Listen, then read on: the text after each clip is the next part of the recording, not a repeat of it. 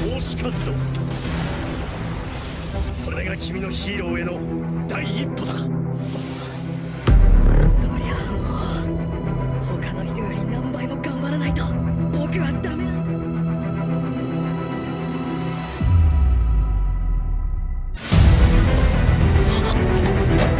くれぐれも向こうに気取られぬ。うちの娘がすみませんね。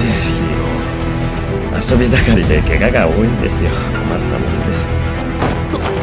またフードとマスク外れちゃってるぜ。サイズ調整ミスってんじゃないの？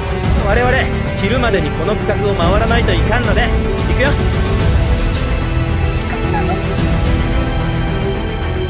娘さん怯えてますけど。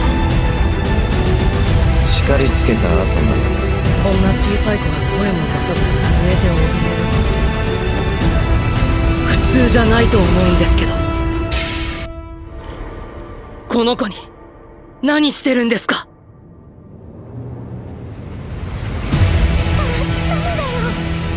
の人に殺されちゃう。決して君を悲しませない。大丈夫。俺が君のヒーロー